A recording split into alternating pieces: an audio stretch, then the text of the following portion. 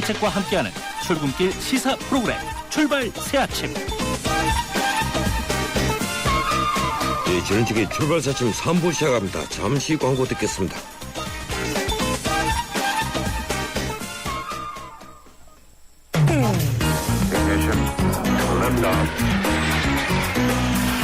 이 시각 들어온 외신 소식 국제부 리포트.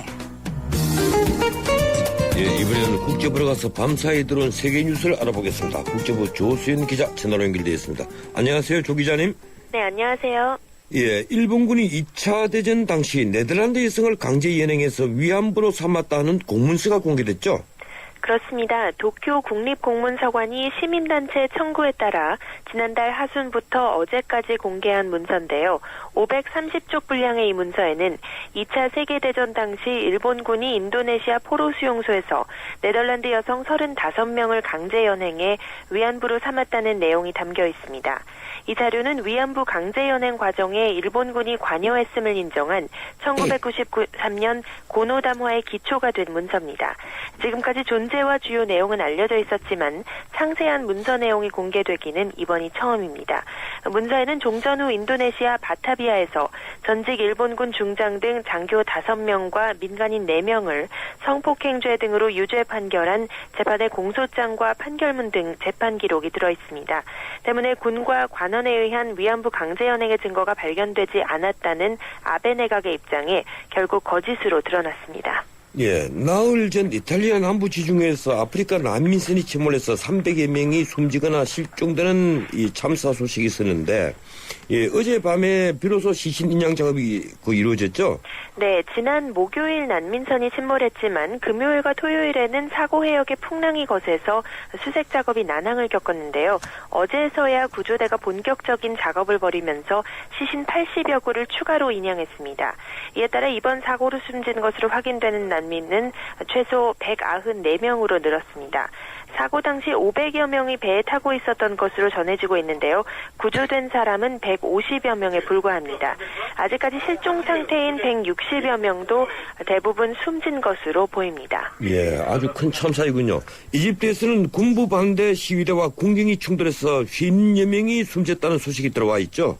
네, 이집트 국경일인 어제 수도 카이로를 중심으로 군경과 반군부 시위대 간의 충돌이 잇따랐는데요. 지금까지 50명이 숨지고 260여 명이 다친 것으로 집계됐습니다. 가장 큰 충돌은 군부에 반대하는 무르시 전 대통령 지지자들이 카이로 타흐리르 광장으로 행진하면서 촉발됐습니다. 시위는 카이로 이외에도 알렉산드리아와 베니스웨프, 미냐 등 전국 주요 도시에서 동시다발적으로 벌어졌습니다. 이집트 치안당국은 무르시의 지지 기반인 무슬림 형제단의 단원 400여 명을 체포했다고 밝혔습니다. 지금까지 국제부에서 전해드렸습니다. 예, 고맙습니다. 조수연 기자였습니다.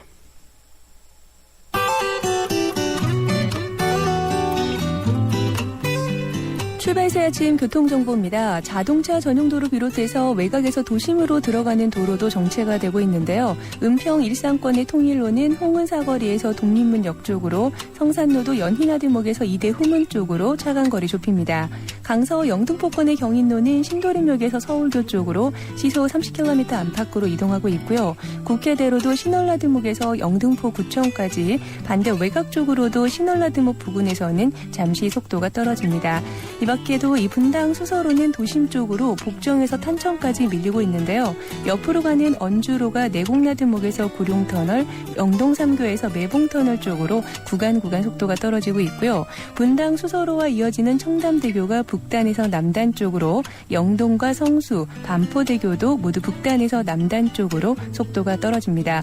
이 밖에 309번 지방도는 봉담에서 과천 가는 길, 청산나들목 부근 일대로 시속 20km 미만 정체고요. 이어지는 우면산길이 광천나들목에서 서남나들목 쪽으로 양재동 진입하는데 속도가 떨어집니다. 출발 새 아침 교통정보였습니다.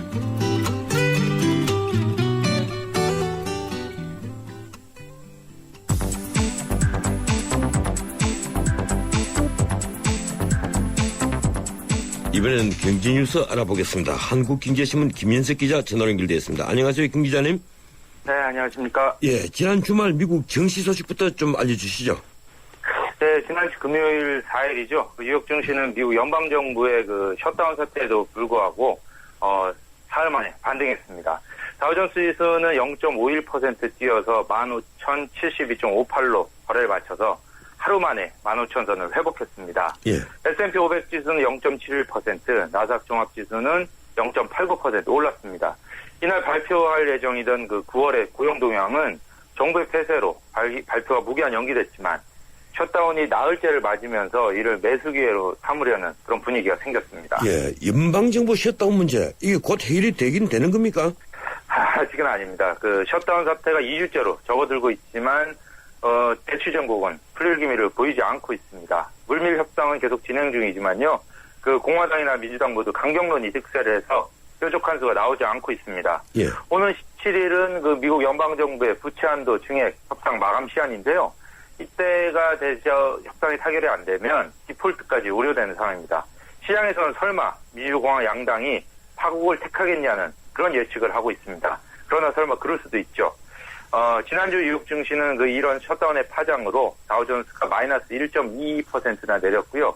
예. S&P 500 지수는 0.07% 떨어졌습니다. 나스닥 지수만 그 페이스북이 상승을 하면서 0.69% 올랐습니다.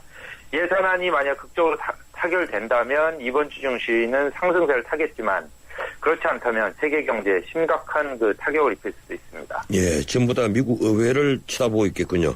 근데 국내에서는 동양그룹이 법정관리 신청했다는 여파가 크죠? 예, 그 법정관리 신청으로 동양그룹의 회사채하고 기업 GP에 투자한 그 개인 투자자들이 큰 손해를 보게 됐습니다. 대략 추산으로는 5만 명, 한 1조 5천억 정도 피해가 예상되는데요. 예. 어제까지 금융감독원, 금융소비자원, 시민단체 중에 2만 명에 육박하는 그 투자자들이 불안전 판매로 피해를 입었다고 신고한 것으로 나타났습니다. 이들은 동양증권이 그 동양그룹 5개서가 발행한 그 채권과 CP를 판매하면서 투자 위험 등을 제대로 알려주지 않았다고 주장하고 있습니다. 이런 피해의 신고가 쇄도하니까 그 금감원은 동양증권에 대해 지금 진행 중인 특별검사를 기한 없이 무기한 진행하기로 했습니다. 금감원의 증권사 무기한 특별감사는 외환위기로 그 동서증권이나 고려증권 등이 부도가 났던 1998년 이후에 15년 만입니다. 예. 이 한국은행이 원래 내년 성장치를 4.0%라고 내놓았는데 이거 좀 낮출 것으로 예상되고 있죠? 예, 한국은행이 오늘 10일에 경제전망 수정치를 내놓는데요. 예. 현재 그 4.0%에서 그 0.1이나 0.2%포인트 정도 내린 3.8이나 3.9%를 새로 제시할 것이라는 그런 시장 분석이 나오고 있습니다. 오는 8일에 국제통화기금 IMF가 세계 경제의 성장률을 전망을 하면서 전체적인 성장률을 낮출 것으로 그렇게 예상되고 있는데요. 이에 따라서 수출이 성장을 주도해온 우리나라가 타격을 입을 것이라는 얘기입니다. 이에 따라 한국은행도 전망치를 낮추는 건데요. 최근에 그 아시아개발은행도 우리나라의 그 성장률 전망치를 3.7%에서 3.5%로 낮춘 바 있습니다. 예, 수도권 전세가가 58주 연속 상승을 해서 역대 최장 기록 돌파를 눈앞에 두고 있다면서요? 예, KB 부동산 사이트인 알리지에 따르면 10월 첫째 주 아파트 전세값이 서울은 0.35%, 주간으로는 굉장히 큰 폭인데요. 그 0.35%나 올랐고 수도권은 0.42%나 상승했습니다. 이로써 수도권의 그 전세가는 58주 연속으로 올랐는데 역대 최장 전세가 상승 기록은 60주, 2009년 1월 30일부터 2010년 3월 19일까지입니다. 이런 전세난이 지금 꺾일 이유임을 보이지 않고 있어서요. 세기록 수입은 기정사실로 받아들여지고 있습니다. 전문가들은 특히 그 신혼부부 수요가 많고 또 출퇴근, 통근이 가능한 서울 번들이나 외곽 지역에서 전세가 고공행진이 장기적으로 나타날 것으로 그렇게 예상하고 있습니다. 예, 이 김장철이 다가오고 있는데 올해 김장 부담이 덜할 것으로 보인다는 소식은 어떤 겁니까? 한 대형마트가 추산한 건데요. 예. 그 대형마트 추산에 따르면 올해 4인 가구 그 20포기 기준 김장 비용이 지난해보다 약 20% 정도 떨어져서 17만 원에서 19만 원 사이가 될 것으로 그렇게 전망했습니다. 이는 배춧값하고 그 고춧가루 같은 양념 가격이 예년보다 낮게 형성되고 있어서입니다. 배추의 경우에는 올해 그 재배 면적이 늘었고 또 태풍 같은 날씨가 좋은 탓에 그 작황도 좋은 상태입니다. 또 고춧가루나 마늘 같은 양념류 가격도 예년보다 가격이 20% 하락한 수준에서 지금 거래되고 있다고 합니다. 예, 고맙습니다. 시간상 여기까지만 듣도록 하겠습니다. 고맙습니다. 예, 지금까지 한국经济신문 김현석 기자였습니다. 전원책의 출발새 아침은 청취자 여러분의 참여를 기다립니다. 50원의 유료 문자 샵 0945로 문자 보내주시면 되고요. 골뱅이 YTN 날스타트 트위터로도 참여 가능합니다. 좋은 의견 많이 남겨주세요. 24호 태풍 다나스가 한반도를 향해 빠르게 북상하고 있습니다. 당장 내일부터 한반도에 영향을 줄 것이라고 하는데요. 자세한 상황 짚어드립니다. KBS 반기승 센터장 스튜디오에 나와 있습니다. 어서 오십시오. 네, 안녕하세요. 예, 태풍 다나스가 한반도로 북상하고 있다는데 이 많은 분들이 지금 그 피해를 걱정하고 있습니다. 이 현재 어디쯤 와 있습니까? 24호 태풍 다나스는 현재 오키나와 동남동쪽 300km 해상에서 예. 시속 35km 속도로 북상 중에 있습니다. 아주 상당히 빠르게 북상하고 있는데요. 예. 현재 속도로 북상을 한다면 내일부터 우리나라는 태풍의 직접적인 영향권 내 들어갈 것으로 예상을 하고 있습니다. 예. 이번 다나스가 제법 강한 중형급 태풍이라고 하던데 어느 정도의 세계라고 보면 될까요? 태풍 다나스는 현재 중심 기압이 945헥토파스칼, 중심 최대 풍속이 초속 45m로 아주 강도는 매우 강한 태풍으로요. 예. 크기만 중형 태풍입니다.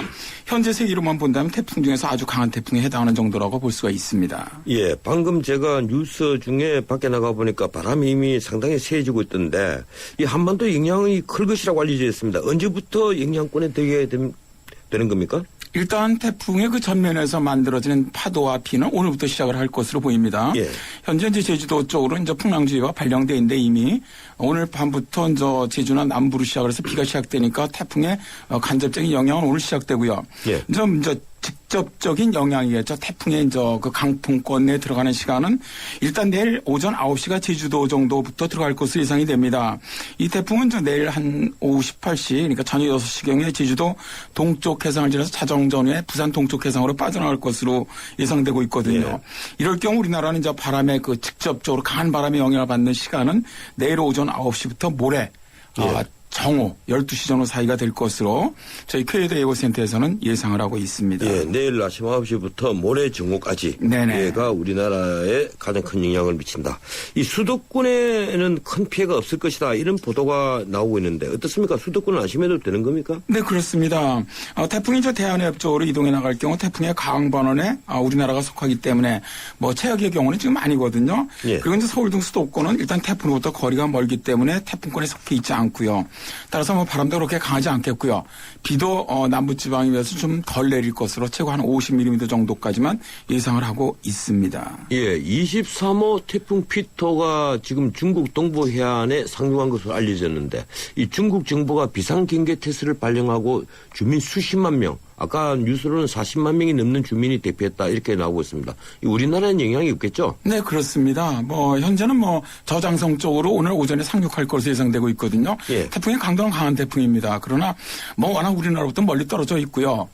그렇기 때문에 우리나라는 뭐 영향 없고 중국 쪽은 아주 상당히 큰 피해를 줄 것으로 그렇게 예상이 되는 태풍입니다. 예, 이 농가들이 지금 한창 수확기인데 이 다나스 태풍 때문에 이 수확에 영향을 주지 않을지 이 걱정이 큽니다. 이 주의해야 될 점이 있으면 어떤 점이 있습니까? 그렇습니다. 일단 뭐 태풍의 직접적인 영향을 받는 지역이 제주도 남해안 지역, 영남 그리고 동해안 지역이거든요. 예. 이 지역으로는 이제 상당히 강한 강풍권에 속하고 있고 비도 굉장히 많이 내릴 것으로 예상되고 있어요. 예. 이쪽으로 뭐 최고 150mm 이상의 폭우, 그다음에 최대 순간 풍선 거의 40m 정도 초속 이 정도의 강한 바람이 불 것으로 예상되기 때문에 수확되어 있는 과일이나 벼 피해가 아주 클 것으로 보이고 있거든요. 따라서 이제 오늘 만일 수확할 수 없다면 과수원 같은 데는 이 모기장 같은 방풍망을 좀 설치해 주시고요. 예. 예를 들어 논 같은 경우는 배수시설 좀 점검을 해 주시고 가두 양식장이나 이런 데도 미리미리 결속해 주시는 것이 중요하다고 생각을 합니다. 예, 과수원과 가두리 양식장 전부 다 빨리 이 대비를 해야 되겠군요. 그런데 올해는 다행히 지금까지 태풍이 없었지 않습니까? 네네. 그리고 10월 태풍은 98년 이후 15년 만이라고 하던데 이 10월의 태풍의 발생한 원인을 어떻게 봐야 합니까? 실제로 이제 1904년부터 2012년까지 우리나라에 영향 준 태풍이 335개인데 예. 이 중에 10월에 우리나라에 영향 준 태풍이 8개입니다. 전체 2%도 채 안 되죠. 예. 10년에 하나도 영향을 주지 않는다는 정도인데 올해는 태풍의 발생이 상당히 비정상적이라고 할 만큼 고위도 지역에서 많이 발생을 했고 또 진로도 평년과 아주 상당히 다른 모습을 보이고 있거든요. 예. 이런 원인으로 이제 북태평양 고기압이 아주 상당히 이례적인 확장 수축 때문이라고 보는데요. 최근에 들어서 갑자기 태풍이 많이 발생하는 것은 현재 북태평양 해상의 해수 온도가 높고 또 태풍이 만들어질 수 있는 기압계가 형성되고 있기 때문입니다. 예, 그렇다면 이 다나스 이후에 또 다른 태풍이 올 가능성이 있습니까? 네, 그렇게 저희도 예상을 하고 있습니다. 뭐 우리나라 아직까지 직접적으로 영향을 줄지는 예측하기는 어렵지만 많은 수치 모델들이 다나스가 지나간 다음에 다시 다른 태풍이 만들어져서 다음 주 후반 정도에 우리나라에 영향을 줄 것으로 보는 모델들이 많거든요. 예. 따라서 일단 현재 그 태풍이 만들어질 발생 가능성은 높고 그렇기 때문에 영향을 하나 정도는 더 주지 않겠느냐 그렇게 예상을 하고 있습니다. 예, 보통 그 태풍이 지나고 나거나 뭐 그래서 비가 내린 뒤에 기온이 뚝 떨어지는데 이 다나스가 지나간 이후에 이 추위가 올까요? 이번에는 그렇지는 않습니다. 일단 뭐 예. 9일 태풍이 지나고 나서 10일, 11일, 12일은 평년과 뭐 거의 비슷한 혹은 약간 기온이 높은 날씨 보이다가 13일 정도 기압골이 하나 통과해 나가거든요. 이후에 14일 정도 잠깐 추웠다가 15일부터는 다시 기온이 오르면서 저희 KDO센터에서는 당분간은 평년보다 좀 기온이 높은 상태가 유지되지 않겠느냐 그렇게 예상을 하고 있습니다. 예, 이 다른 질문 좀 드리죠. 10월 하면 단풍이 이제 떠오르는데 설악산과 오대살이 단풍이 이미 시작됐다고 합니다. 이제 곧 전국이 울긋불긋 할 텐데 언제가 단풍 절정이 될 것 같습니까? 네, 그렇죠. 이제 북쪽 산악지대는 이제 단풍이 시작은 되는데 아직 절정은 아니죠. 예. 단풍은 약 80% 잎이 물들었을 때 절정이라고 부르는데 이 시기는 올해가 기온이 높기 때문에 평년보다 한 5일 정도 늦을 것으로 예상이 되고 있어요. 예. 그래서 관악산이라든가 북한산, 계룡산, 월악산 이런 중부지방은 10월 한 27일에서 28일경 10월 27일에서 28일경. 네네. 예. 그다음에 단풍이 가장 덥다고 얘기는 남부의 내장산 정도가 11월 한 6일경 정도가 단풍의 절정기가 될 것으로 그렇게 예상이 예, 되고 내장산이 있습니다. 그러니까 한 2주가 늦군요. 네, 그렇습니다. 예. 네. 올해 추위가 다른 때보다 일찍 오고 눈이 많이 내릴 것이다. 이런 예보가 지난번에 있던데 어떻습니까? 원래 이제 11월 상순에 때 이른 추위가 올 것이라고 예측되었었는데 기상청 장기 예보가 수정됐죠. 예. 일단 11월 상순은 평년과 비슷할 것이다. 저희 KDO센터에서는 11월까지는 평년과 비슷한 기온을 보인 다음부터 예. 12월에 들어서 평년보다 좀 추운 날씨가 시작되지 않겠냐 이렇게 예상을 하고 있습니다. 그리고 이제 눈도 지형적인 영향을 받게 되는 서해안 지역은 많은 눈이 내리겠지만 서울이나 이런 내륙 지방으로는 평년보다 좀 적게 내리는 그런 겨울이 되지 않겠냐 그렇게 저희들은 예상을 하고 있습니다. 예, 알겠습니다. 고맙습니다. 여기까지 듣도록 하겠습니다. 예, 지금까지 K웨더 반기성 센터장이었습니다. 출발사침 3부였습니다. 잠시 4부 이어갑니다. 예, 전체계 출발사침 4부 순서 시작합니다. 잠시 전하는 말씀 듣습니다.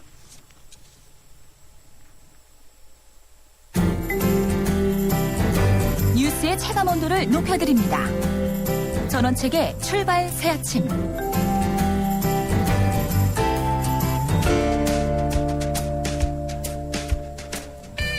매주 월요일 한 주간의 정치 이슈를 분석하는 정치 포커스 시간입니다. 이 시간 함께하는 두 분 소개해드리죠.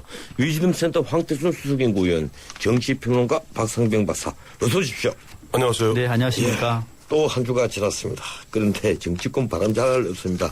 이 검찰의 남북 정상회담 회의록 실종 사건 수사 결과, 이 중간 수사 결과, 그걸 두고 또 여야가 또 대립을 하고 있는데요. 이 핵심은 둘인 것 같아요. 하나는 회의록이 국가기록원에 이관되지 않았다. 또 하나는 봉화 이지원의 수정본과 함께 삭제된 원본을 발견해 복구했다. 이 두 가지 내용, 이 검찰 발표 어떻게 보셨습니까? 먼저 황태순 의원님. 일단 검찰 발표는 팩트 그대로 봐줘야 될 것 같아요. 예. 보니까 팩트 그대로 남북정상회담 회의록이 국가기록원에 이관되지 않은 것을 확인한 것이고, 두 번째는 그동안 봉화마을에서 한 5개월 동안 2008년에 보관하고 있다가 국가기록원에 반납했는 이른바 봉화 이주원에서 보면은 현재 국가정보원이 갖고 있는 것과 같은 이른바 수정본이 하나 있고, 예. 그 이전에 원본이라고 이제 요즘 표현하더군요. 보니까 가장 녹음 테이프, 실제 대화와 가장 예. 유사한 형태의 완성본 형태의 삭제된 그것이 있었는데 그걸 복구했다. 이 팩트로만 일단은 봐주는 것이 맞을 것 같습니다. 예, 박상현 박사님. 그렇죠. 검찰 서로 두 개를 이번에 얘기했기 때문에 국정원 합하면 이제 세 개가 되는 거죠. 세 개가 되는 거죠. 네.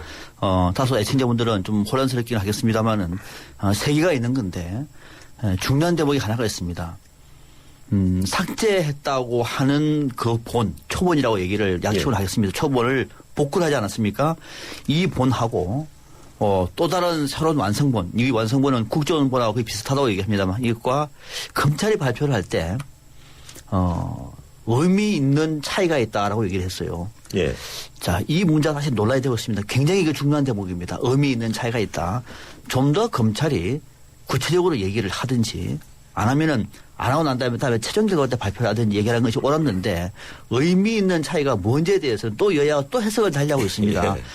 그래서 이제 검찰 발표가 일단락을 지어가면서 하는 수사기관이면 해야 될 텐데 검찰 발표가 오히려 정치권 논란을 부추기는 방식으로 가고 있는 것은 이런 검찰 발표의 저는 진리가 아니라고 봅니다. 아무튼 뭐 검찰 얘기는 이해는 됩니다만은 아주 의미 있는 차이가 있다라고 이 발언만큼은 상당히 유감이라고 그런데 생각합니다. 그 의미 있는 차이에서 조금 저 부연 설명을 드릴게요. 이게 보면 의미 있는 차이 부분에 대해서 그것이 발표에서는 아까 말씀드린 팩트는 두 가지인데 그것을 이제 백그라운드 브리핑하는 가운데 의미 있는 차이가 이 얘기 나오고 또 이제 다른 기자가 그 의미 있는 차이가 뭐냐 하고 물어봤더니 아침에 일어나서 눈곱을 뗐느냐 눈곱을 떼지 않았느냐 뭐 그 정도 차이일 수도 있다 하는 식으로 좀 애매모호한 표현하다 보니까 눈곱을 뗀 것하고 눈곱을 떼지 않은 것이 뭔가 이거는 조금 눈곱이 있으면 좀 쑥스럽고 눈곱이 없으면은 좀 덜 쑥스럽는 거 아니냐 뭐 이 정도 차이가 아니겠나. 그런데 지금 사람들이 의미 있는 차이에 대해서 상당히 너무 확대 상상을 하고 있는 것이 아닌가 하는 생각도 드는데 뭐 이 부분은 아까 박 박사님 말씀하신 대로 뭐 이제 검찰이 이제 오늘부터 이제 30명 이제 소환 쭉 하지 않습니까? 소환한 다음에 최종 수사 결과 발표할 때 아마 나올 거라고 생각하는데 우리가 지금 상상하는 것 같이 뭐 경천 동지할 차이가 있는 것은 아닐 것이다 하고 짐작해 보고 있습니다. 예. 그런데 지금 새누리당은 사초폐계라고 그러고 노무현 재단과 민주당은 사초가 존재한다는 것을 보여줬다. 이렇게 주장을 하는데 이런 그 논란의 와중에 진짜 핵심은 아까 그 말씀하신 두 분의 그 대화에서도 나오는데 지금 당장 그 황태순 위원님은 원본이라는 표현을 썼고 또 박상명 박사님은 초본이라는 표현을 썼거든요. 네. 쉽게 말하면 국정원에서 지난번에 남주준 원장이 공개한 것은 이번에 봉하마을 이주원에 있는 그 수정본과 똑같은 내용이고 그 앞에 국정원에서 최초의 김만복 원장이 그 생산을 해서 청와대에 한부 납본하고 한부는 자기들이 가지고 있었다.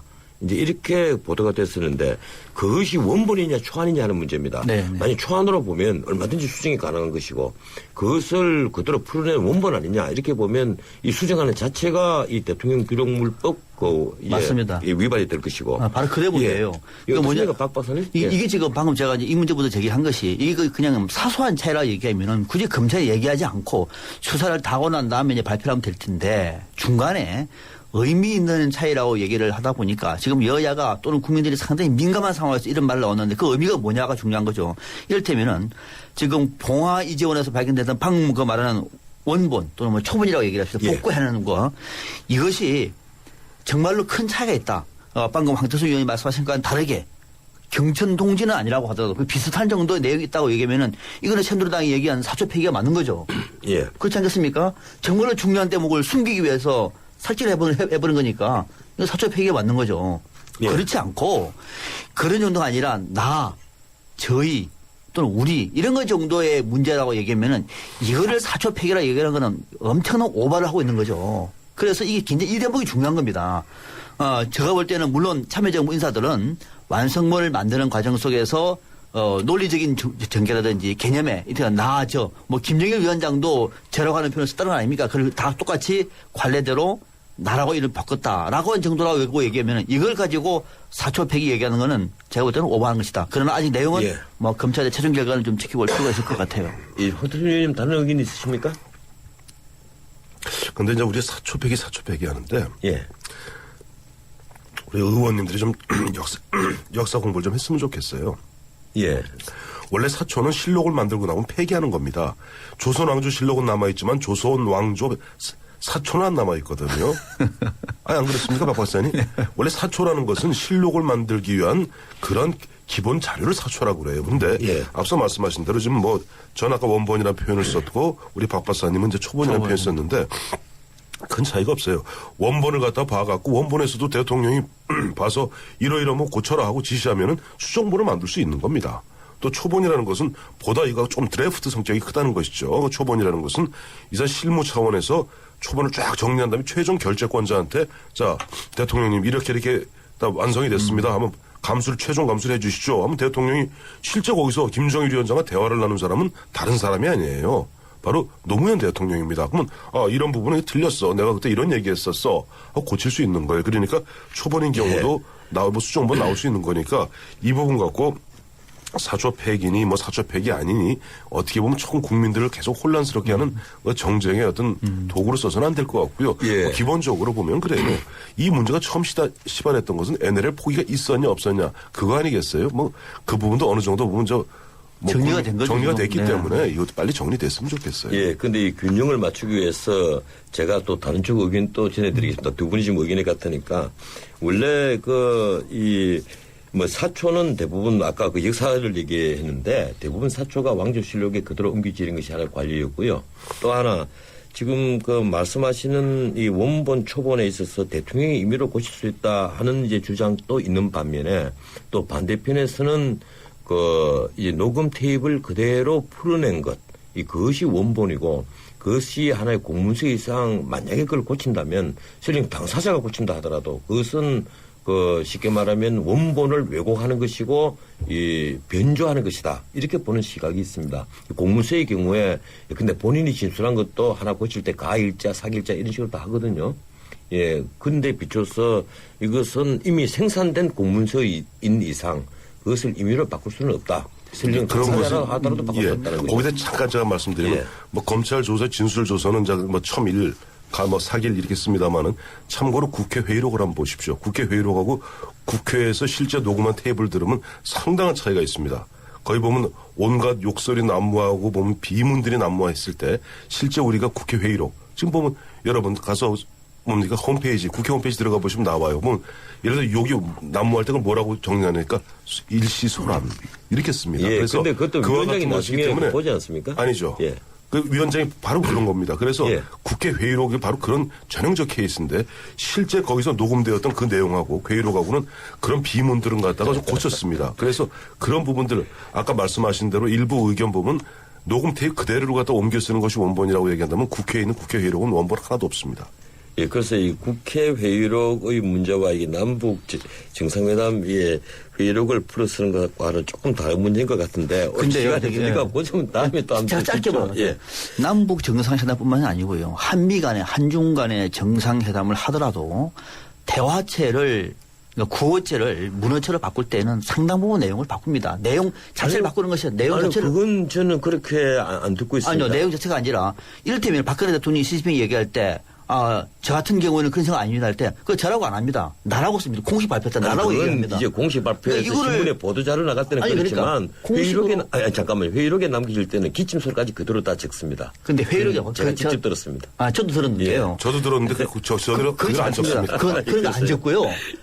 문장을 만듭니다. 문장을 만들어 공식적으로 후대에 문장을 남기는 것이지. 그 내용 다 그래 안 적습니다. 예, 알겠습니다. 이게 회의록에 대해서 앞으로 이제 검찰이 또 판단하는 내용이 있고 또 결국 이제 법원이 판단할 내용이 있을 텐데 오늘 두 분이 이 점에 있어서는 지금 우리 쪽에 양쪽 시각에 한쪽 편에 다 서 계시니까 제가 이제 반대편 얘기를 이 균형상 제가 말씀을 드린 거고요. 이 문제는 이제 이렇게 논란이 벌어지면서 음원을 공개하자 이제 이런 주장이 나옵니다. 이 새누리당 경우에 서상기 정보위원장 그리고 조원진 간사 윤상현 의원뿐 아니라 심지어 노무현 재단 김경수 봉화사 본부장도 우리가 쉽게 말하면 그렇게 조작한 것이 없다 이런 차원에서 음원과 수정본을 비교해 보면 될 것이 아니냐 이런 주장을 하거든요. 이 음원 공개에 대해서 두 분의 의견을 좀 짧게 얘기를 해주십시오. 황태준 의원님. 음원 공개는 안 됩니다. 예, 왜 그렇습니까, 이 의원님? 처음에 회의록 공개도 저는 안 된다고 얘기했습니다만은 음원 공개는 더더욱 안 됩니다. 판도라 상자는 또 판도라 상자입니다. 예를 들어 음원 같은 경우는요. 거기에서 아까 조금 전 박상병 박사님 말씀하신 대로 여러 가지 비문, 심지어는 거기서 하는 별 이상한 소리도 나오고 극단적인 예로 보면은 김정일 위원장이 아주 편안하게 노무현 대통령한테 편안하게 얘기한 부분들 이러한 부분들이 공개되었을 때 남북 관계에는 상당히 치명적인 영향을 줄 수 있기 때문에 더더욱 안 되고 그걸 보면서 국민들은 거기에 노무현 대통령이 비굴했다고 보는 사람도 있겠지만 당당했다고 보는 사람도 있고 국론 분열이 더 심화됩니다. 안 됩니다. 예, 박상훈 박사님도 똑같은 의견이시죠? 네, 저도 안 된다고 봅니다. 그러나 할 수밖에 없겠다. 왜냐하면 더 큰 후유증을 남기지 않기 위해서는 할 수밖에 없지 않겠느냐 이런 생각입니다. 이 논란을 잠재우기 위해서 예, 할 수밖에 없겠다. 하지만 안 하는 것이 원칙이다. 당연히 안 하는 것이 원칙이고 옳습니다만은 우리 정치 현실이 그렇지는 않을 것 같다는 생각이 듭니다. 예, 두 분의 의견을 여기서 그 정도로만 듣기로 하고요. 이 10월 재보선에서 지금 새누리당이 이 경기 화성갑에 서청원 한나라당 대표를 공천을 전 한나라당 대표죠. 공천을 해서 지금 논란의 와중에 있는 데다가 어젯밤에 또 포항남 울릉에 참여정부 마지막 행안부 장관을 지냈던 행정자치부 장관이죠. 네, 당시 행정부 장관이었습니다. 박명재 전 장관이 이제 공천됐다. 이게 이제 뉴스가 됐습니다.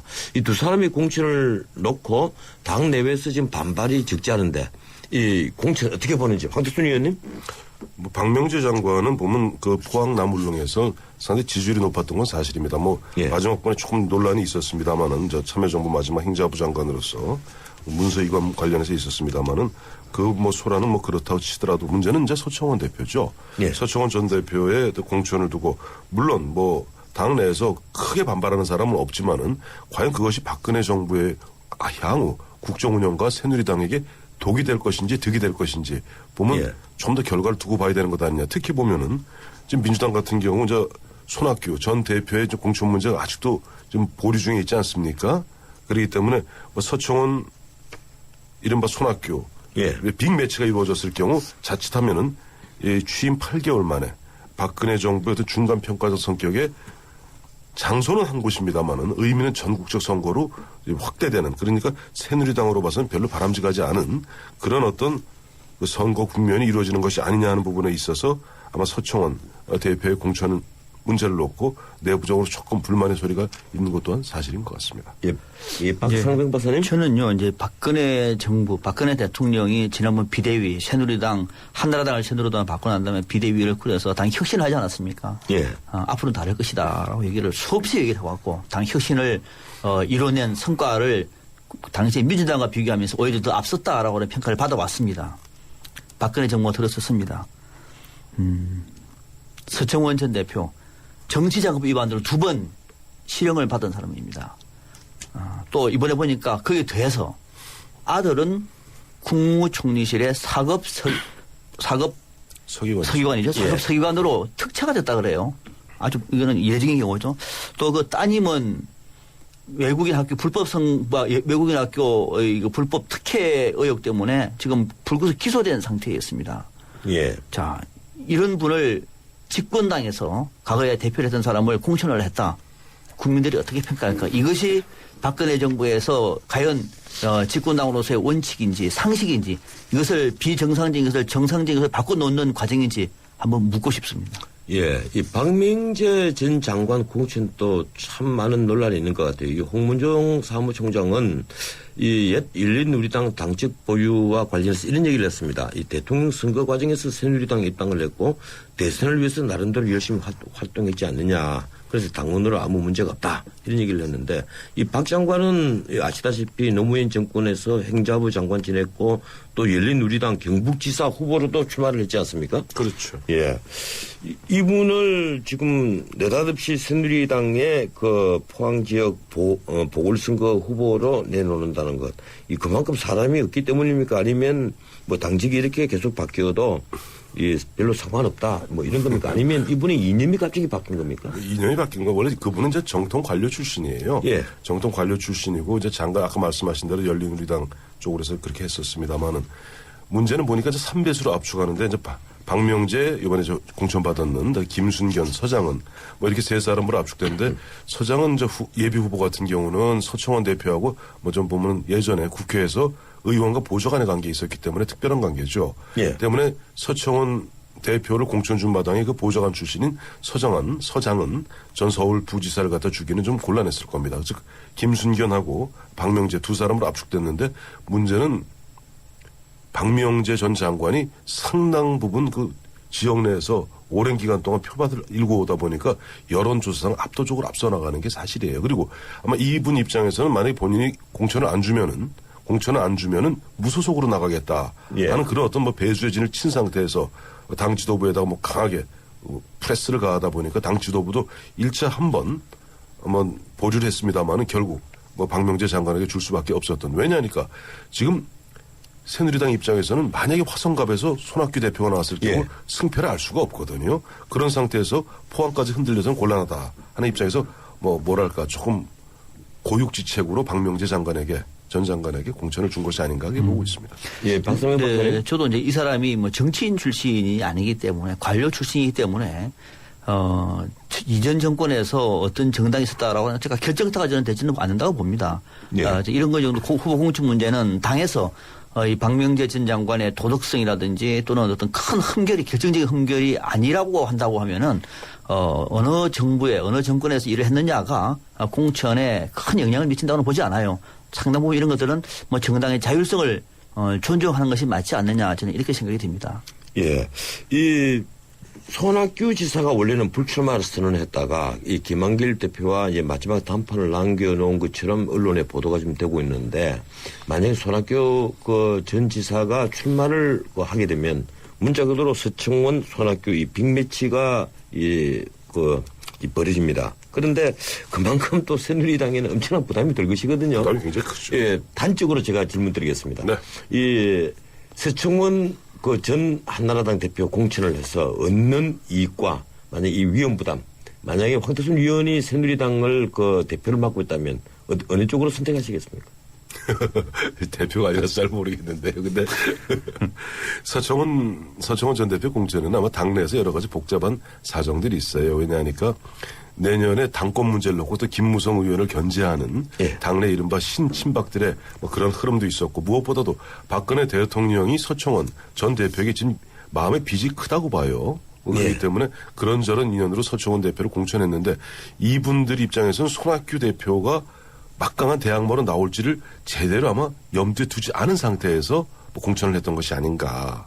만약 서청원 손학규 빅매치가 이루어졌을 경우 굉장히 부담으로 오고 만약에 손학규 대표가 이긴다면은 그야말로 새누리당으로 봐서는 엄청나게 큰 타격을 입게 되는데 이제 보면 새누리당도 고민에 빠진 거죠. 예, 박상훈 뭐 박사님. 이거는 저도 설사 만약에 제가 새누리당 대표라고 얘기하면은 성상이 좀 없다고 하더라도 새로운 인물들을 발굴을 해서 박근혜 정부의 이미지에 맞는 말 그대로 정당의 혁신된 모습을 보여주지 눈앞에 있는 실리 또는 이익을 위해서 또 당내 어떤 역학관계를 위해서 서청원 전 대표를 공천하지는 않았을 것 같아요. 왜냐하면은 원칙을 지키는 것이 박근혜 정부 탄생의 힘 아니었습니까? 예. 그 힘이 유효하다고 판단하고 있기 때문에 그렇습니다. 예.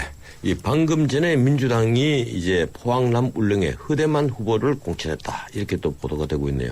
이 참 재밌게 되는 것 같습니다. 예, 드디어 기다렸던 시간. 이주일이 워스트 베스트 예, 정하는 시간인데 이주일이 베스트부터 먼저 듣겠습니다. 황태순 의원님. 베스트는 깜짝 놀라지 마십시오. 예, 누굽니까? 서청원 전 대표입니다. 예, 이유는 아니, 베스트가 좋은 의미의 베스트가 아니라 어쨌든 그동안 관심권은 밖에 있다가 갑자기 주목을 받았다는 측면에서 특히 이번 오늘 내일 결정되겠습니다만 손학규 대표와의 빅매치가 이루어졌을 경우 국민들에게 어떤 그야말로 오랜만에 좋은 볼거리를 준다는 의미에서 베스트로 꼽았습니다. 예, 그 베스트 없는 취지와는 조금 다르고 이제 박성균 박사님. 네, 저는 처음으로 운동선수를 하나 꼽았습니다. 예, 누굴 뽑았습니까? 양학선 선수입니다. 이은폐한 우리 도마의 그렇습니다. 귀재. 이 도마를 정말 세계적인 수준의 대한민국 수준을 올려놓았고요. 이번에 벨기에에서도 또 선수권에서 금메달 따지 않았습니까? 이번에는 양학선 2라고 하는 그 자신의 그 신기술을 양투라고 얘기하죠. 공개하지 않고도 이번에 도마 부분에서 금메달을 땄어요. 정말로 작지만은 위대한 선수다. 이 정도 되면은 오늘 베스트해도 손색이 없겠다. 아니, 그래서 이게 했습니다. 정치 시사 프로그램에서 비정치인 그것도 스포츠 선수를 베스트로 뽑아서 되는 겁니까? 그래서 전 변호사님 베스트 누구입니까? 예, 좀 변칙인 것 같습니다. 저는 이번 주 아무리 베스트를 찾아봐도 베스트가 없었습니다. 오직했으면 제가 스포츠 선수를 꼽았겠습니까? 양해해 주십시오. 그러면 이주리 워스트를 얘기를 듣겠습니다. 예, 황태순 의원님? 저는 문재인 의원을 갖다가 워스트를 뽑았습니다.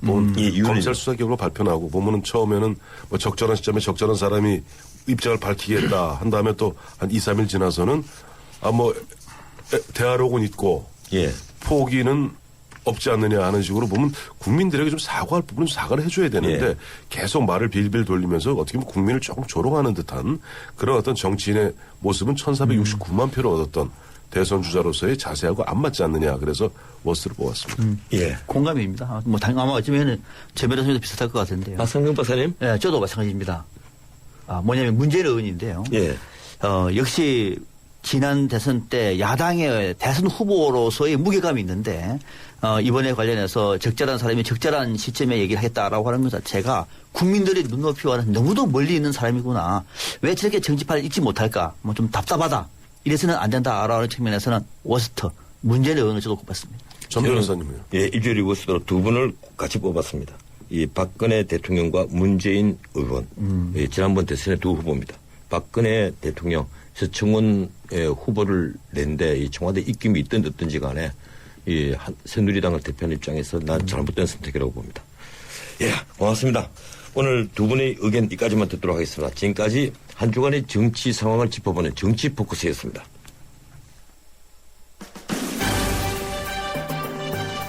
솔직히 말해 국가 기밀이란 것은 정치인들이 편리를 위해 마련한 겁니다. 물론 국가의 안전을 위해 기밀이 없을 수는 없겠지만 기밀이 적고 투명한 정부일수록 민주주의에 충실한 정부인 것은 불변의 진실입니다. 2007년 남북 정상회담 회력을 두고 비밀이 보장되어야 한다고 주장하는 분들이 참 많습니다. 그런데 저는 생각이 좀 다릅니다. 우선 남북 정상회담은 정상국가와의 정상회담이 아닙니다. 적화 통일 전략을 버리지 않고 있는 주적과의 대화입니다. 따라서 그 대화는 투명하게 공개하는 것이 원칙입니다. 적과의 대화에서 비밀이 있다는 사실 자체가 말이 안 되기 때문입니다. 오늘은 여기까지입니다. 지금까지 진행의 전은책 변호사였습니다. 내일 뵙지요. 고맙습니다.